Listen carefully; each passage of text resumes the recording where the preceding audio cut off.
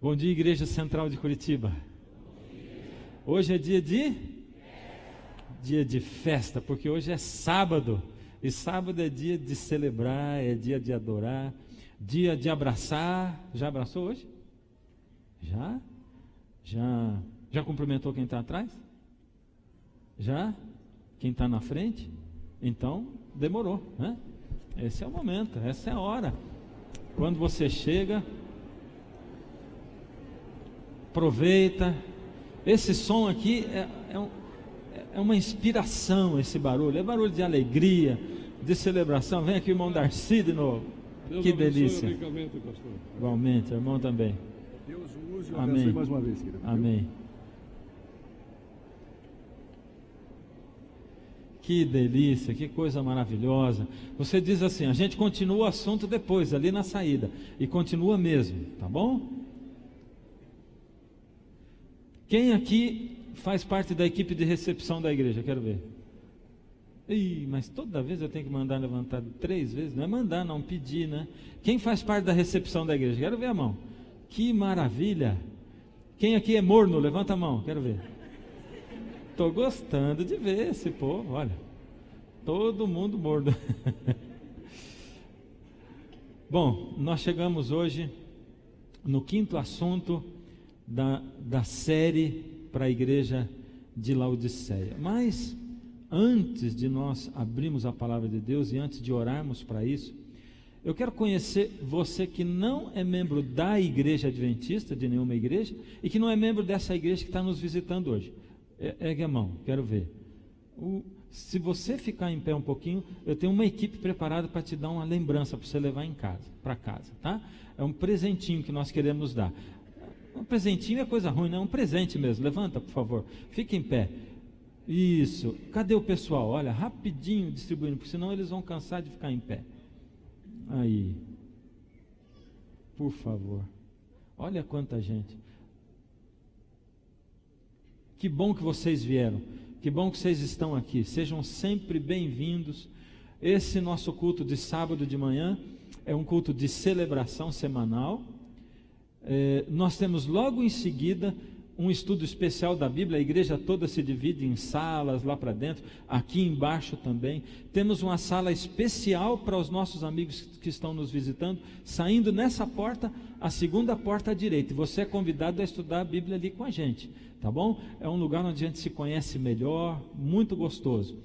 E também temos domingos e quartas. Domingo à noite, a série O Clamor da Meia-Noite, e quarta-feira o nosso culto de oração. Que Deus seja louvado com a sua presença aqui nessa manhã. Quero convidar a todos para nós orarmos antes de abrirmos a palavra de Deus. Deus amado e Pai, já estamos na sua presença há algum tempo, louvando o seu nome de muitas e muitas formas. Estamos felizes por estarmos na sua casa. Ó Senhor, queremos entregar o nosso coração ao Senhor. Algumas vezes não sabemos como fazê-lo. Entregamos deixando ainda uma partezinha para nós, pensando que não devemos entregar isso ou aquilo. Pai, nos ajuda a entregarmos nas suas mãos o que somos, o que temos, a nossa vida, a nossa alma, o nosso ser. Agora, Senhor, quando nós vamos abrir a sua palavra, o Senhor sabe que esse momento é um momento muito importante, pelo qual eu tenho orado há muito tempo. Toca, Senhor, o nosso coração e a nossa alma, a nossa vida como o Senhor deseja. Unge, Pai, os meus lábios, mesmo sendo lábios pecadores, para que digam as suas palavras, em nome de Jesus, amém. Apocalipse capítulo 3 é o texto base da nossa série. E como eu perguntei no início, quem é morno, e eu vi a maioria da igreja levantando a mão, é porque nós temos acentuado nesses sábados, 5 sábados, 4 anteriores e hoje, que se eu não entender que eu sou Laodiceia, que eu sou morno, eu não consigo receber a cura que o Senhor Jesus tem para mim. E Ele disse, eu vim para os doentes e não para os sãos. Portanto, quem é morno? Isso. Só você, né? Quem é morno? Quem é Laodiceia? Quem é Laodiceia? É isso. Por isso essa mensagem do Senhor Jesus é para mim, para mim. Quando eu não consigo me enxergar como morno, eu me coloco longe do alcance do Senhor Jesus. Agora, eu quero que você olhe um pouco para o primeiro livro de Reis, capítulo 16. Primeiro livro de Reis, capítulo 16. Ali a gente encontra a história de quem? Ninguém achou ainda. No capítulo 16, vem descrevendo alguns reis de Israel, e no finalzinho do capítulo 16, verso 29 em diante, diz assim: Acabe, filho de Onri, começou a reinar sobre Israel no ano 38º de Asa, rei de Judá. Então aqui estava o rei de Israel e o rei de Judá. Onri em Israel, Acabe em Judá. E reinou Acabe, filho de Onri, sobre Israel em Samaria 22 anos. Fez Acabe, filho de Onri, o que era mal perante o Senhor, mais do que todos os que foram antes dele. Ou melhor, é exatamente isso. Pior do que todos que vieram antes dele. Como se fora coisa de somenos andar ele nos pecados de Jeroboão, filho de Nebate, tomou por mulher Jezabel, filha de Etbaal, rei dos Sidônios, e foi e serviu a Baal e o adorou. Levantou um altar a Baal na casa de Baal que edificara em Samaria. Também Acabe fez um poste ídolo, de maneira que cometeu mais abominações para irritar ao Senhor, Deus de Israel, do que todos os reis de Israel que foram antes dele. Em seus dias, Iel, o betelita, edificou a Jericó. Quando lhe lançou os fundamentos, morreram-lhe os seus filhos. E aí diz quais são os seus filhos. Capítulo 17, verso 1. Então Elias, o tesbita, dos moradores de Gileabe, disse a Acabe: Tão certo como vive o Senhor, Deus de Israel, perante cuja face eu estou, nenhum orvalho, nem chuva haverá nesses anos, segundo a minha palavra.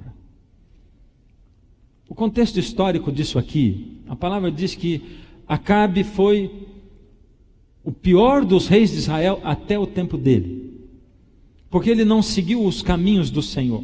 Acabe seguiu o que os homens ensinavam, ele seguiu o que os países ao redor faziam, construiu ídolos e adorou a esses ídolos. E por causa disso, porque a idolatria é abominação para Deus, e por causa das coisas que ele fazia, a Bíblia diz assim: ele foi um péssimo, o pior dos reis, o mais rebelde de todos, se revoltou contra Deus. Diz, como se isso não fosse o bastante, ele ainda se casou com Jezabel. E Jezabel era uma mulher egocêntrica, era uma mulher idólatra. Jezabel era uma mulher centrada em si mesma. E Jezabel, como esposa de Acabe, ela levou Acabe ainda a fazer coisas piores e a cometer mais atrocidades, e a levar o povo de Israel a se afastar de Deus. E o líder foi arrastando o povo de Israel para longe de Deus. A abominação tomou conta do país. O povo começou a fazer as coisas que o povo fazia do lado de fora.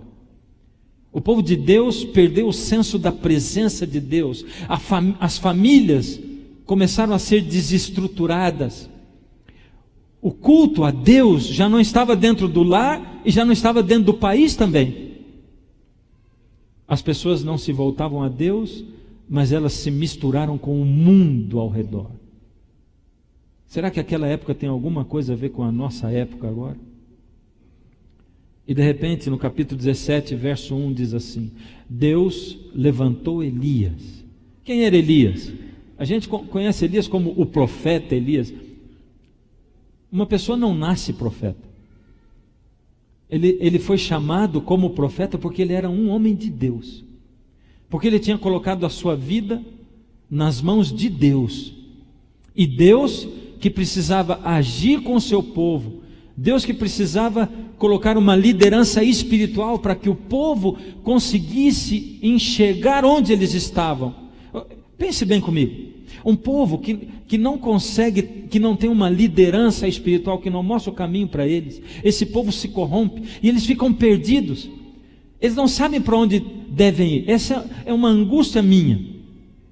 A minha angústia é: Senhor, eu vou mostrar o caminho para o povo, mas será que eles vão seguir?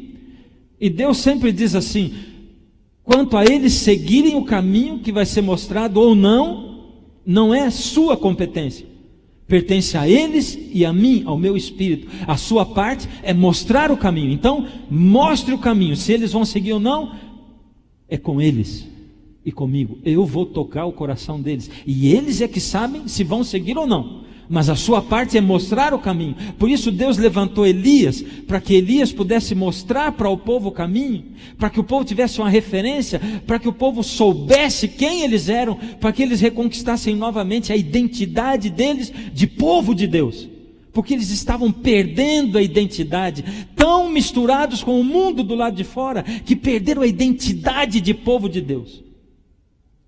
E Elias foi. Quando Elias foi, ele foi com uma mensagem específica, porque Deus tinha uma mensagem de juízo para aquele tempo. E a mensagem de Deus para aquele povo, através de Elias, é o seguinte: vai ficar sem chover. Quanto tempo? Quanto? 3 anos e meio. Vai ficar sem chover. Agora Elias, ele foi para dar essa mensagem para o rei, e no caminho onde ele passava, os campos verdes, os rios correndo, as fontes, as cachoeiras, os passarinhos, as flores, tudo dizia para ele assim: o que você vai dizer para o rei é uma loucura. Olha para a situação como é que está tudo bem, como é que vai parar de chover? Isso não existe, para com isso. Mas Elias tinha recebido de Deus uma mensagem, e ele foi para dar a mensagem de Deus, de acordo com aquilo que Deus tinha pedido para ele. Por isso ele foi, e embora tudo dissesse para ele que era loucura, que não ia acontecer o que Deus disse, ele foi e entrou. Como Elias entrou no palácio de um rei para poder colocar o dedo diante do rei, o dedo em riste, e dizer assim: tão certo como o Deus, como vive Deus, em cuja presença eu estou, não choverá por 3 anos e meio. Como ele entrou? Deus cegou ou ocultou Elias da vista dos soldados, das sentinelas, e de repente, sem que eles percebessem, Elias foi visto na sala do trono real, para levar a palavra do Deus de Israel, do Deus Todo-Poderoso, do Criador dos céus e da terra. E a mensagem de Deus afetava diretamente Acabe e Jezabel, porque Baal era tido como Deus da chuva e do sol.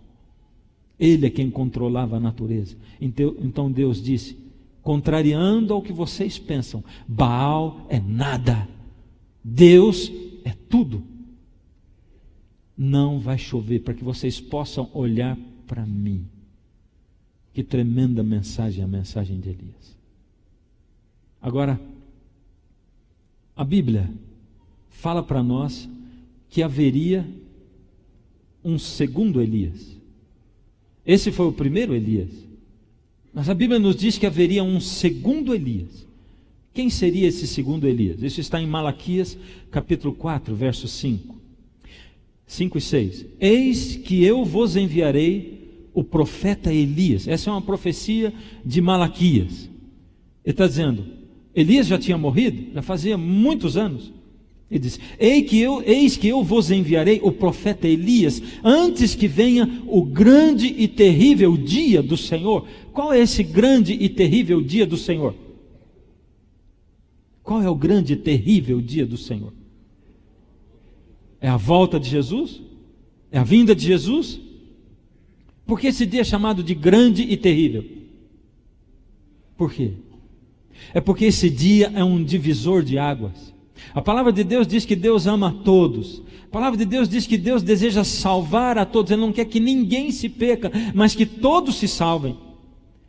A palavra de Deus diz que o Senhor Deus amou ao mundo, Ele amou o mundo inteiro, de tal maneira que Ele deu o seu Filho, a coisa mais preciosa que Ele tinha, para que todo o que nele crê não pereça, mas tenha vida eterna. E aqui entra o divisor de águas: quem crê e quem não crê. Por isso o dia do Senhor será um dia grande e terrível, porque naquele dia haverá pessoas que se prepararam para o encontro com Ele, e haverá pessoas que não se prepararam para o encontro com Ele. Pessoas que, tendo tido a oportunidade, negaram a oportunidade e fizeram de acordo com aquilo que elas queriam, o seu bel prazer. Dois grupos diferentes de pessoas. E infelizmente, a multidão que não aceita, não segue a Deus, a Bíblia diz, será muito maior. Por isso ele vai ser um dia grande e terrível. Mas será que esse dia grande e terrível, ele se refere à segunda vinda de Jesus, ou se refere também à primeira vinda de Jesus? Uma ou duas? O que você acha? Esse segundo Elias, converterá o coração dos pais aos filhos, e o coração dos filhos aos seus pais, para que eu não venha e fira a terra com maldição. Deus está dizendo, esse Elias, esse segundo Elias, como o primeiro Elias, ele vem para dar um rumo para o povo. Ele vem para dizer para o povo qual é o caminho. Ele vem para apontar para o povo quais são os erros, os problemas, os defeitos, e também para dizer qual é o caminho certo. Porque senão eu vou vir e vou ter que ferir muita gente. Em Marcos capítulo 1, 2 a 4, diz quem é esse segundo Elias. Conforme está escrito na profecia de Isaías: eis aí, envio diante da tua face o meu mensageiro, o qual preparará o teu caminho. Mensageiro, a palavra mensageiro do grego ageloi. Então, mensageiro, ageloi. Presta atenção, guarda isso. Mensageiro no grego é o quê? Ageloi. Naqueles dias apareceu João Batista e pregava no deserto da Judeia e dizia: arrependei-vos, porque está próximo o reino dos céus. Deus disse: eu estou enviando o meu mensageiro, o meu ageloi, e ele vai preparar o caminho do Senhor. E ele dizia: o reino dos céus está próximo. E Deus disse: eu vou enviar o meu mensageiro para que ele prepare um povo para mim. Ele vai preparar o caminho para mim, e ele vai converter, ele vai dar o rumo para a nação. As vestes de João eram feitas de pelos de camelos. Ele trazia um cinto de couro e se alimentava de gafanhotos e mel silvestre. João Batista, como Elias, também se vestia com peles de camelo. Ele se vestia diferente, ele tinha uma alimentação diferente. João Batista era focado. João Batista escolheu abrir mão de um monte de coisas para poder se colocar como mensageiro de Deus. E Jesus diz a respeito dele: porque todos os profetas e a lei profetizaram até João Batista. E se o quereis reconhecer, Jesus falou, ele mesmo é Elias que estava para vir. Opa! Então agora o Senhor Jesus acaba de declarar claramente que o segundo Elias foi quem? João Batista. João Batista foi o segundo Elias. E ele veio antes de preparar. João Batista dizia: o reino do Senhor está próximo. E o nascimento do Senhor Jesus foi sim um grande dia, um dia grande e terrível. A morte dele, a ressurreição dele. Porque quem estava vivo na época que Jesus veio, e quando ele morreu, e quando ele ressuscitou, teve que decidir. Diante do Rei do Universo, as pessoas tiveram que decidir se aceitavam a Jesus ou não. Jesus foi colocado diante de Pilatos. Jesus foi colocado, Pilatos lavou a mão. Ele foi colocado diante de uma multidão. E Pilatos diz: vocês querem que eu solte a Barrabás ou a Jesus? Soltem Barrabás. Mas e o que eu faço com Jesus? Crucificai-o. Não é o que eles diziam? Pilatos lavou a mão. Eu estou livre do sangue desse justo. E o povo dizia: que o sangue dele caia sobre nós e sobre os nossos filhos. Como a multidão é doida e desvairada. Contudo, a profecia de Malaquias é uma profecia dupla. Se o nascimento, vida e morte de Jesus e ressurreição foram o grande e terrível dia do Senhor, porque foi um tempo de juízo, porque as pessoas tinham que escolher, esse grande e terrível dia do Senhor também quer dizer respeito ao quê? A volta de Jesus, como vocês falaram. Então, o que diz a profecia? Que haveria um terceiro Elias. Um terceiro Elias. Quem seria esse terceiro Elias? Malaquias 4:5. Vamos agora colocar para o nosso tempo, para a nossa época. Eis que eu vos enviarei o profeta Elias, antes que venha o grande e terrível dia do Senhor. Então, antes que Jesus volte agora, Deus vai enviar de novo o profeta Elias. Jesus tinha dito que Elias tinha sido João Batista, ou seja, João Batista tinha cumprido o papel de Elias em chamar o povo, em mostrar o caminho para o povo. Deus agora, nós vivemos na mesma situação em que o mundo vivia, tanto na época de Elias, quanto na época de Jesus. Quando Jesus nasceu nesse mundo, Roma era quem imperava. Quando Jesus nasceu desse mundo, o povo de Deus era cativo de Roma. Eles não podiam, por exemplo, os tribunais não podiam condenar alguém à morte ou à prisão sem um tribunal romano. Eles dependiam de tudo em Roma. O povo de Deus, de novo, estava misturado. A religião era uma religião de regras, de normas, de tradição. Eu fico desesperado ao ver como no mundo aí fora as pessoas vivem de tradição. Tradições religiosas. E dentro da igreja, será que vivem de tradição também? Quantas tradições. E nós nos apegamos a essas tradições. Nos apegamos a coisinhas pequenas.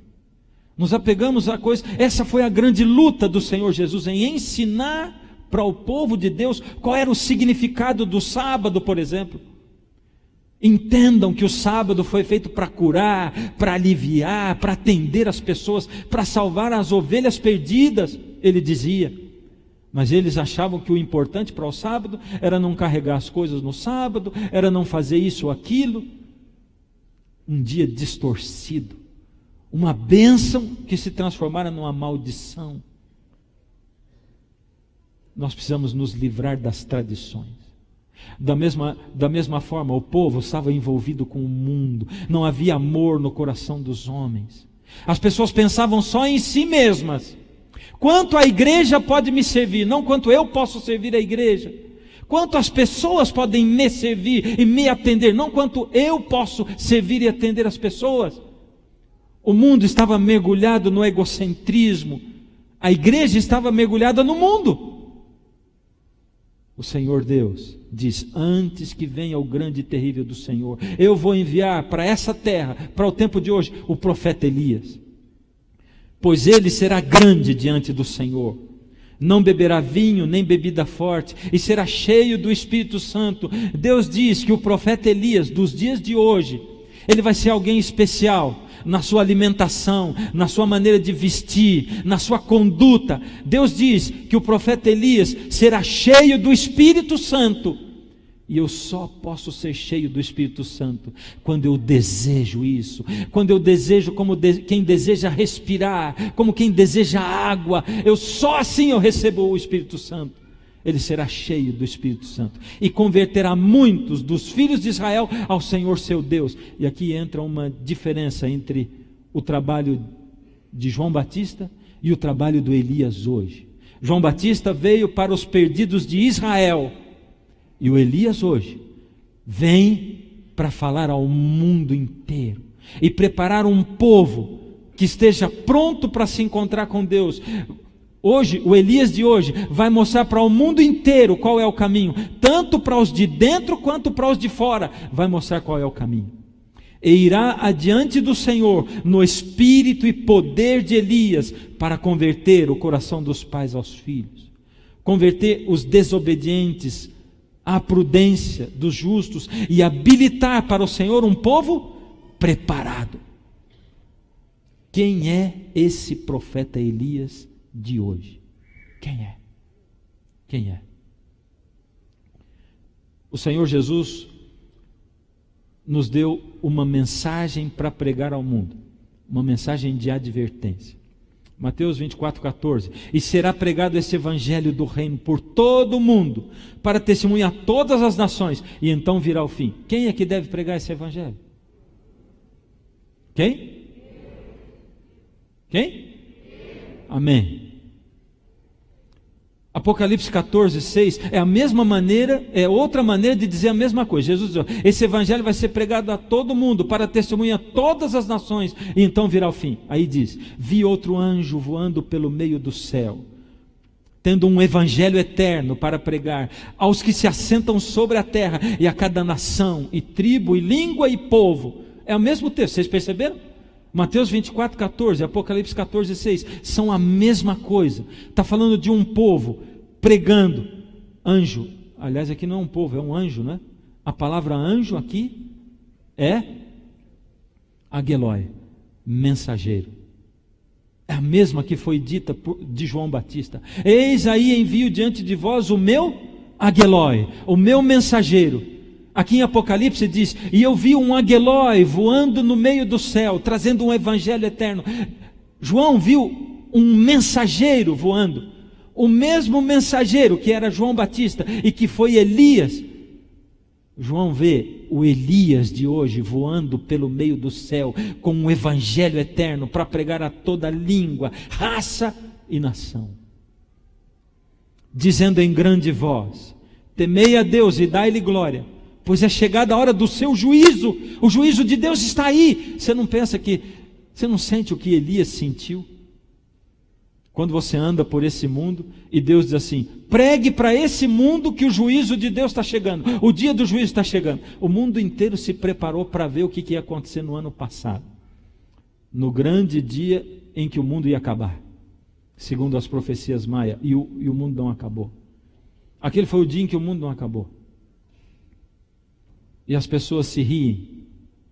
Quando nós estávamos escolhendo o título para a série Armagedon, do Clamor da Meia-Noite, que está sendo aos domingos à noite, e que fala sobre as profecias do fim, a gente discutia e dizia assim: bom, se nós colocarmos assim, o fim do mundo, profecias do fim, as pessoas vão rir, ninguém vai querer ir, porque isso vai lembrar exatamente das profecias maia.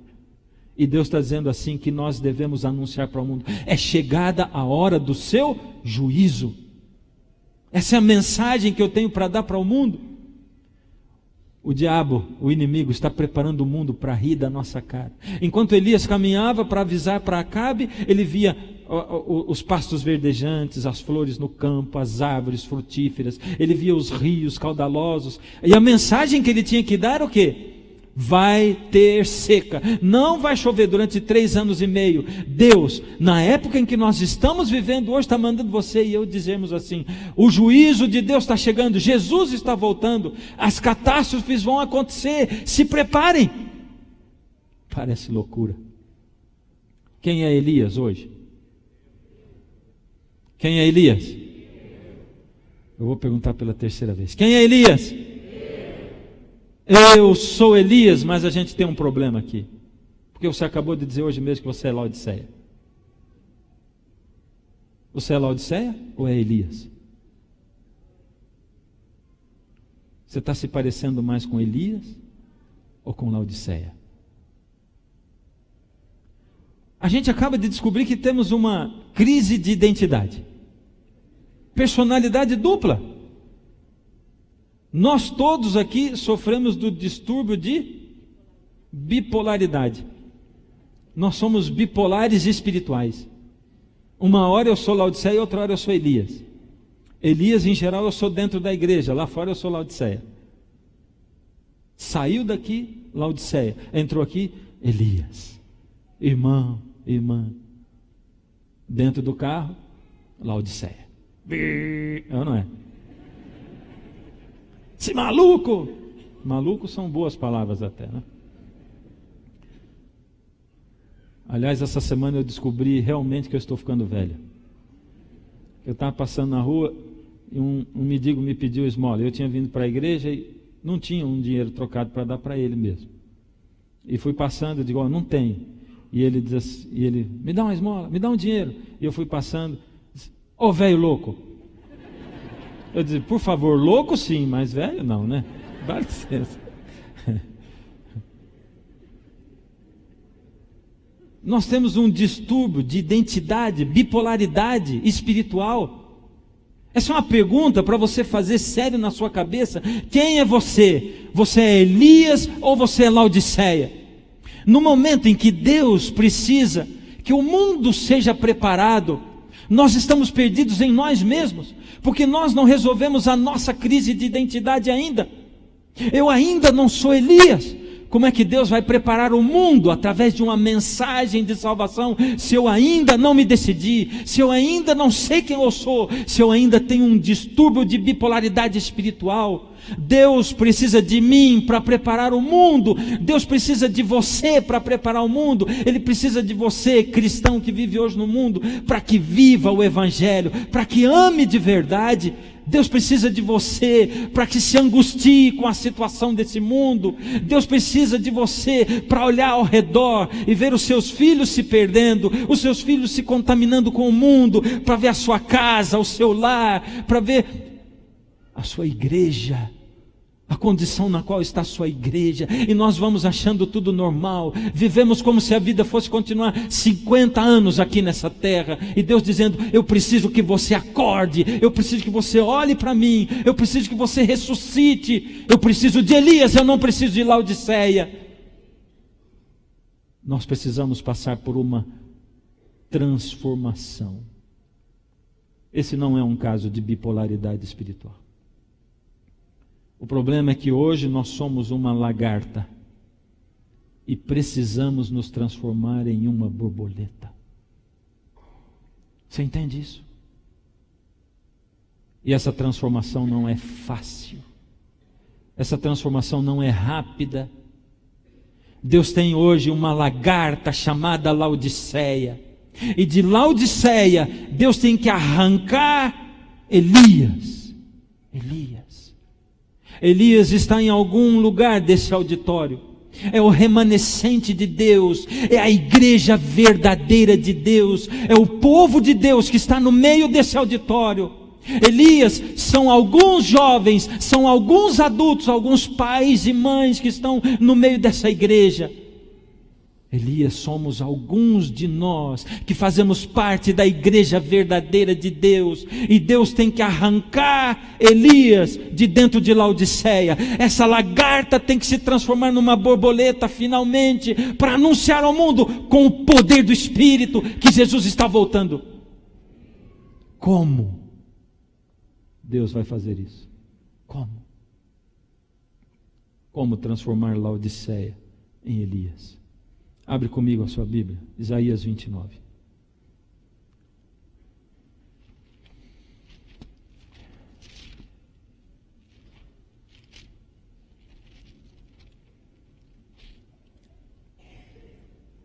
Eu vou só citar um texto para você. Você vai anotar ou vai gravar aí. Ezequiel capítulo 43. Ezequiel capítulo 43, do verso 15 e 16, versos 15 e 16. Ali Deus diz que Jerusalém era chamada a cidade lareira de Deus. Entendeu? Cidade lareira de Deus. Porque ali em Jerusalém estava o templo, no pátio do templo estava o altar de sacrifício. E ali o fogo consumia o sacrifício. Por isso era chamado de lareira. O altar era chamado de lareira, o santuário foi chamado de lareira, e toda a cidade de Jerusalém foi chamada a cidade lareira de Deus. Agora nós vamos entender Isaías 29, verso 1 e 2. Ai da lareira de Deus, cidade lareira de Deus, em que Davi assentou o seu arraial. Primeira parte. Quem é Jerusalém hoje? Quem é Jerusalém? Quem é o Israel espiritual de Deus hoje?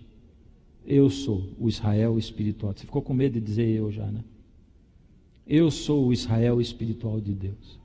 E Deus está dizendo, ai de você, povo de Deus, ai de você, igreja de Deus, ai de você, Israel espiritual de Deus, ai de você.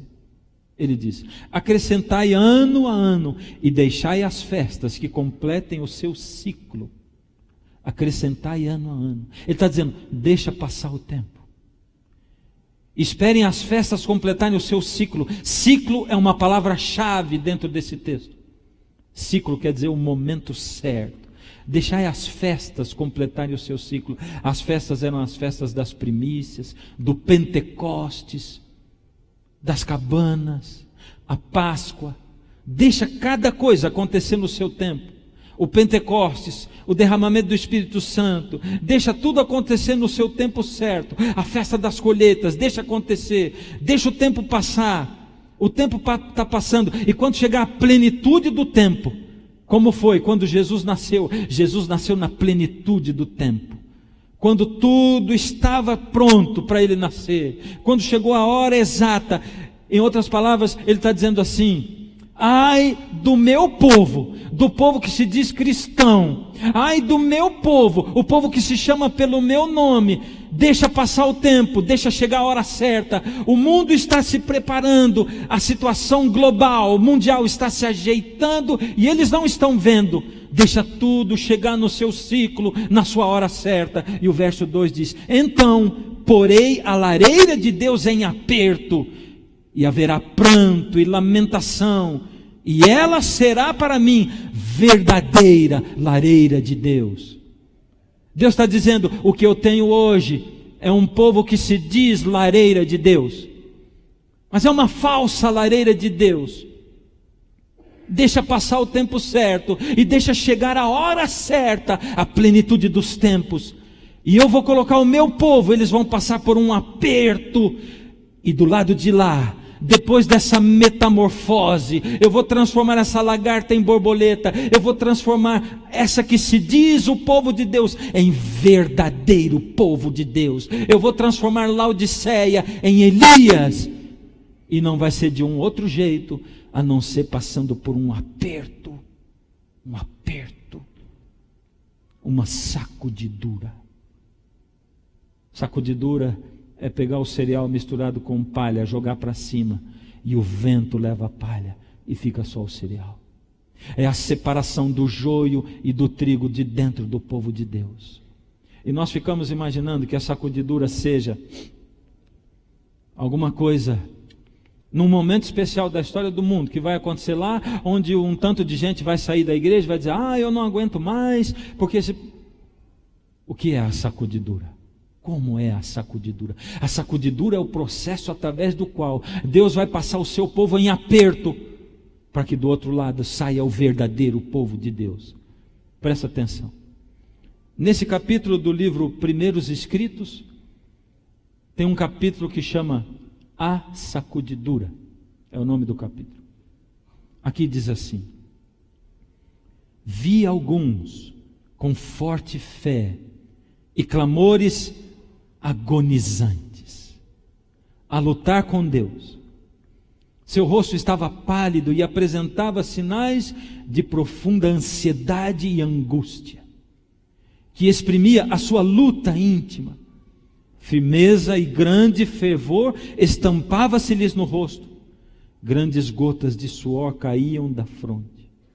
De quando em quando se iluminava o rosto deles e o semblante com os sinais da aprovação divina, e novamente o mesmo aspecto severo, grave e ansioso, agoniante, lhes voltava.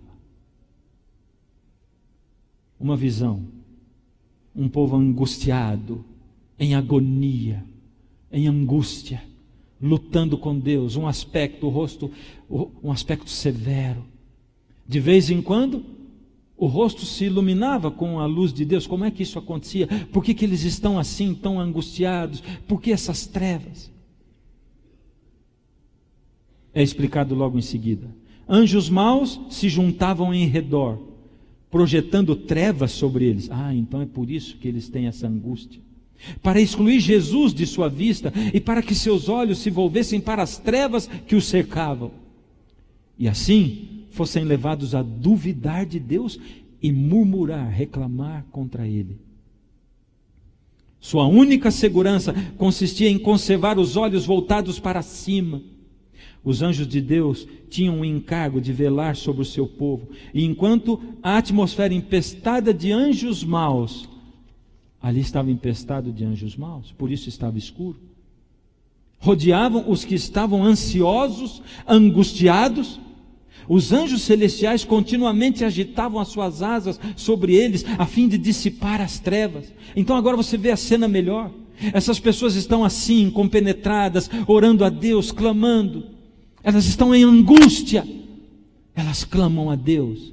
E tem um monte de anjos maus ao redor. Eles tentam velar a luz de Jesus que quer penetrar e atingir e iluminar aquelas pessoas. Mas tem anjos de Deus ali também, e eles constantemente estão agitando as suas asas, e quando eles agitam, vez ou outra, aquelas trevas se dissipam e a luz de Jesus entra. Então eles sentem a luz de Jesus vindo e se alegram, mas logo em seguida, de novo volta a atmosfera escura, e eles ainda em angústia, eles ainda em agonia, estão orando e clamando. Enquanto os que assim oravam prosseguiam com seus ansiosos e angustiosos clamores, por vezes lhes vinha um raio de luz procedente de Jesus, para lhes reanimar o coração e iluminar o rosto. Alguns, vi eu, não participavam dessa agonia e lutas. Está entendendo um outro grupo agora? Um grupo orando, clamando, angustiados. Eles estão angustiados de ver a situação da igreja. Eles estão angustiados de ver a situação deles mesmos. Eles estão angustiados de ver a família deles. Eles estão angustiados de ver os jovens, os velhos, os adultos se perdendo. Eles estão angustiados de ver a conformação deles mesmos com o mundo. Eles estão angustiados pela sua própria falta de poder. Eles estão angustiados com o tempo no qual eles vivem, porque eles sabem que o tempo é um tempo santo.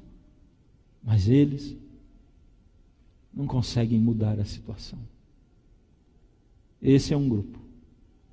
Mas tem um outro grupo. Alguns, vi eu, não participavam dessa angústia e lutas. Pareciam indiferentes, descuidosos. Não se opunham às trevas que os rodeavam. E as trevas, os envolviam, semelhantes a uma nuvem densa. Os anjos de Deus deixavam estes e iam em auxílio dos que se afligiam e oravam. Os anjos de Deus largavam esse grupo. Um grupo vivendo de acordo com o mundo, satisfeito. O Senhor tarde virá. Um grupo que não tem angústia, não é movido pela angústia. Um grupo que pensa que do jeito que está bom. Um grupo que pensa que está dando o tempo suficiente para Deus. Um grupo que pensa que está dando o tempo com a sua família para Deus suficiente. Que pensa que está preparando os seus filhos suficientemente. Um grupo que pensa que ir na igreja aos finais de semana é o suficiente. Agora, essa parte para mim é nevrálgica.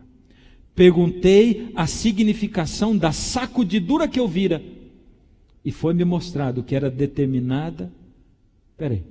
Sacudidura? Você viu ela descrever alguma sacudidura antes disso? Eu perguntei qual foi o significado da sacudidura que eu tinha visto.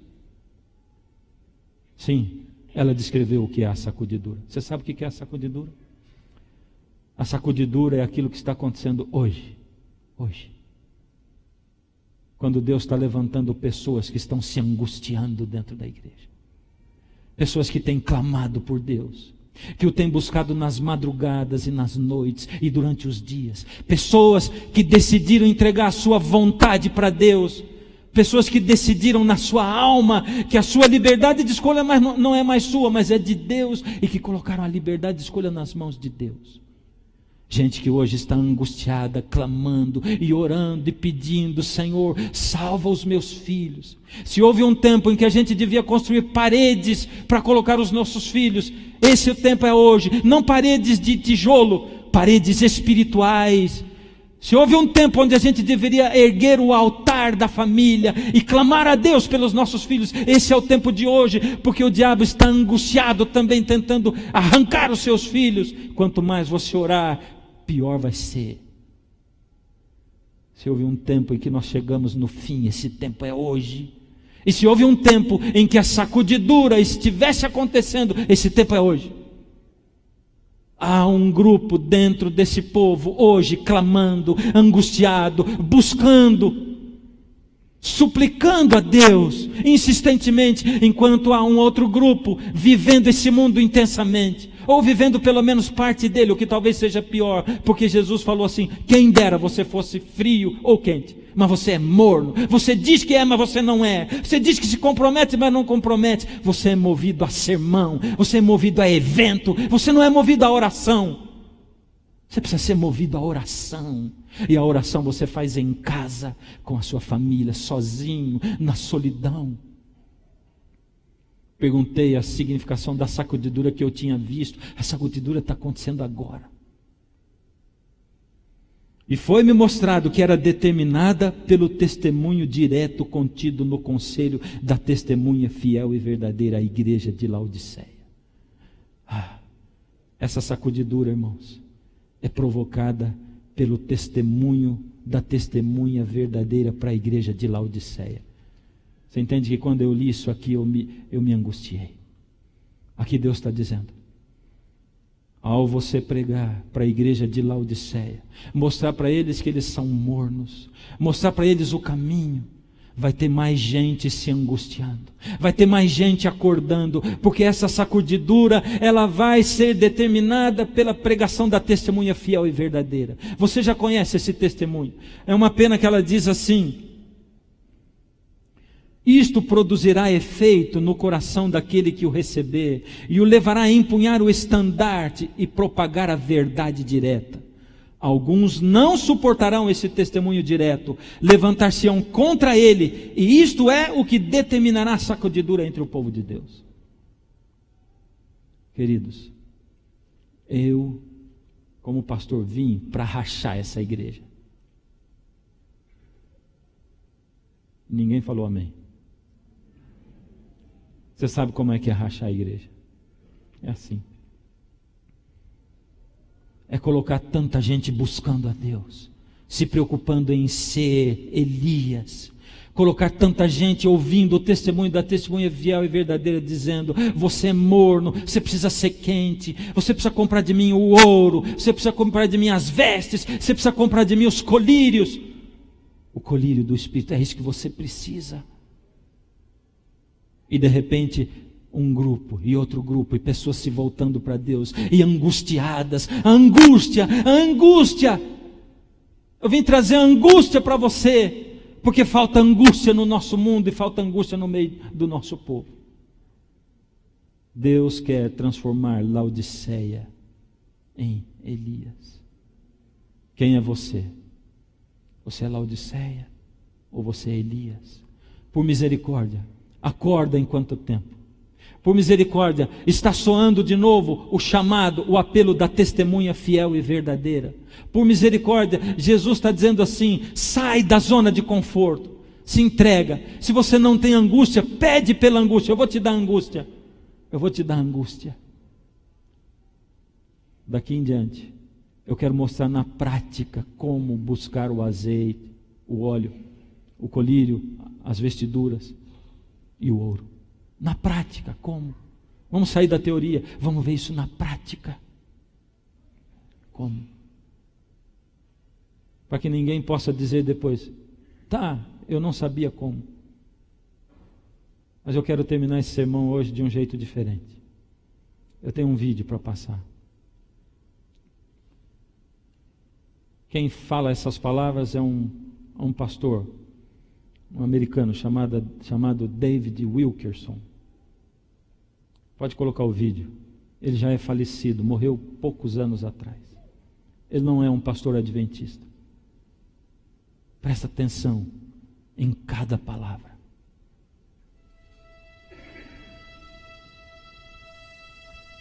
And I look at the whole religious scene today, and all I see are the inventions and ministries of man and flesh. It's mostly powerless. It has no impact on the world. And I see more of the world coming into the church and impacting the church rather than the church impacting the world.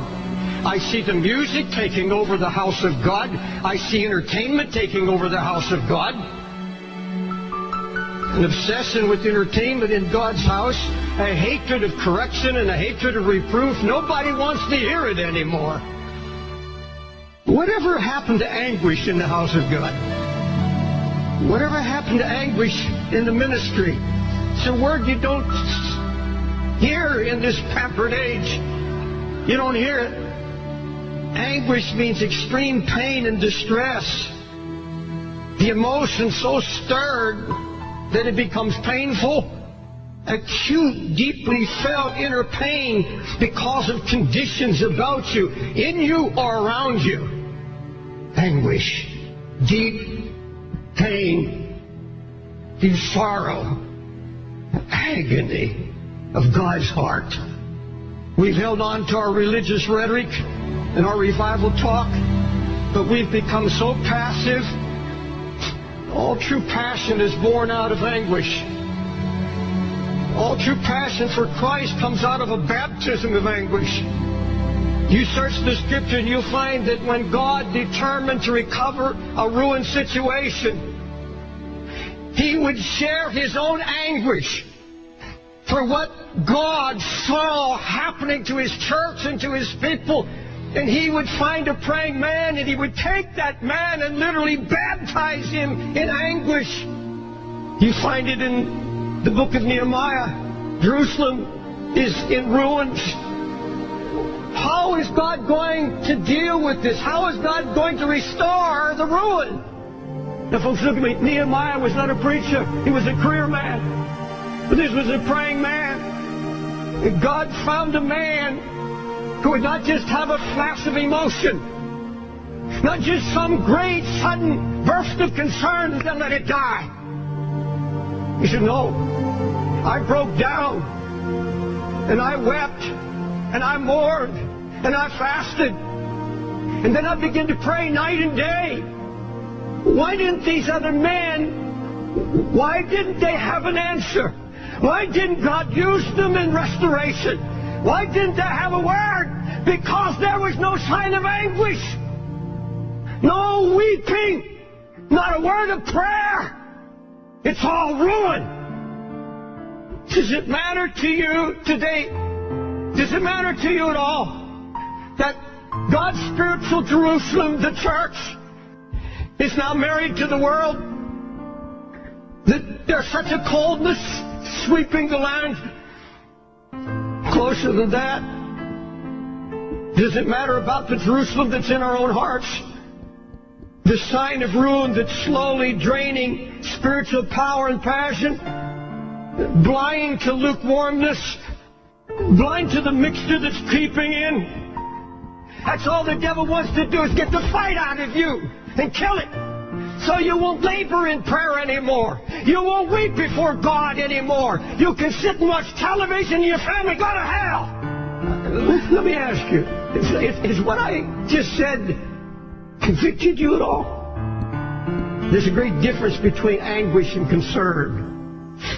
Concern is something that begins to interest you. You take an interest in a project or a cause or a concern or a need. I'm going to tell you something I've learned over all my years, 50 years of preaching. If it is not born in anguish, if it has not been born by the Holy Spirit, where when you saw and heard of the ruin that drove you to your knees, took you down into a baptism of anguish where you began to pray and seek God, I know now. Oh my God, do I know it.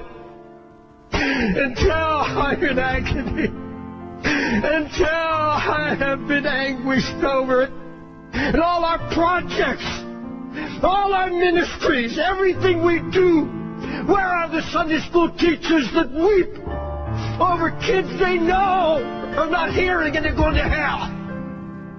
You see, a true prayer life begins at the place of anguish. You see, if you set your heart to pray, God's going to come and start sharing His heart with you. Your heart begins to cry out, oh God, your name is being blasphemed. The Holy Spirit's being mocked. The enemy is out trying to destroy the testimony of the Lord's faithfulness, and something has to be done. There's going to be no renewal, no revival, no awakening until we're willing to let Him once again break us. Folks, it's getting late and it's getting serious. Please don't tell me you're concerned when you're spending hours in front of internet or television. Come on. Lord, there's some need to get this altar and confess, I am not what I was. I'm not where I'm supposed to be. God, I don't have your heart or your burden. I wanted it easy. Didn't want to be happy. But Lord, true joy comes. True joy comes out of anguish. There's nothing of the flesh will give you joy. I don't care how much money, I don't care what kind of new house, there is absolutely nothing physical could give you joy. It's only what is accomplished by the Holy Spirit when you obey Him and take on His heart. Build the walls around your family. Build the walls around your own heart. Make you strong and impregnable against the enemy.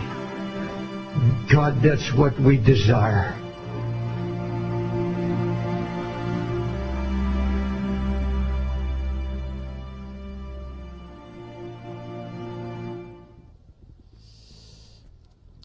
Queridos, eu tenho clamado por essa igreja. É muita gente que Deus tem colocado na mão da gente. E a única coisa que eu posso fazer é mostrar o caminho e orar por vocês. A única coisa. Mostrar o caminho e orar. Esse é o caminho. Esse é o caminho. Andem nele. Eu estou aqui com a Regiane. Ela está num dia muito especial da vida dela. Regiane está enfrentando uma luta espiritual grande. A entrega custa, queridos. A entrega custa tudo que a gente tem. Mesmo quando as pessoas que a gente mais ama não estão em sintonia com a gente, não é, Regiane? A entrega custa separação. A entrega custa dedicação, tempo. A entrega custa. E Deus não pede a gente uma entrega uma vez e nunca mais.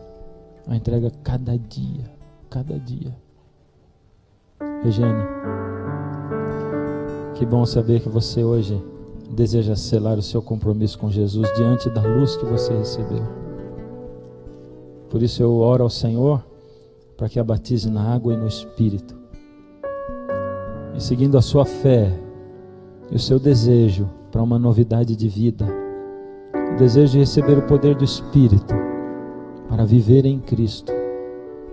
Como ministro do Evangelho, eu a batizo em nome do Pai, do Filho e do Espírito Santo. Amém.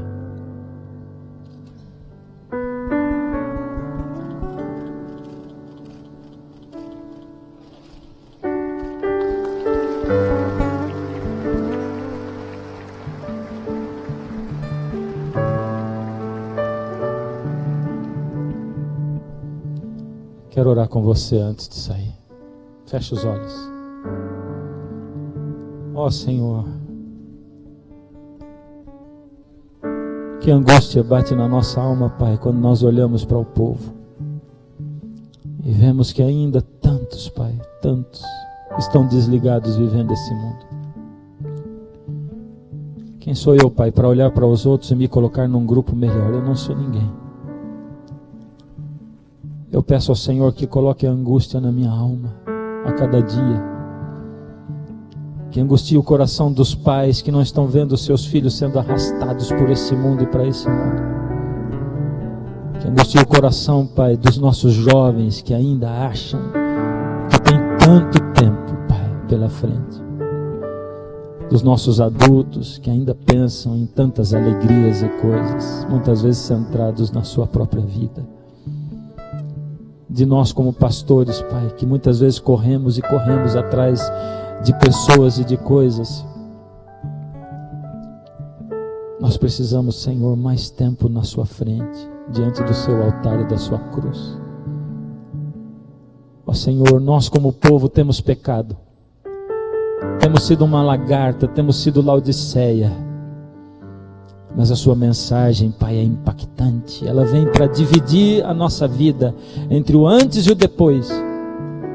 Toma-nos nas suas mãos, Pai. Ajuda-nos a entendermos que depois de hoje não temos desculpa, Pai. Toca o nosso coração e a nossa alma, nossos lares. Em nome de Jesus, amém.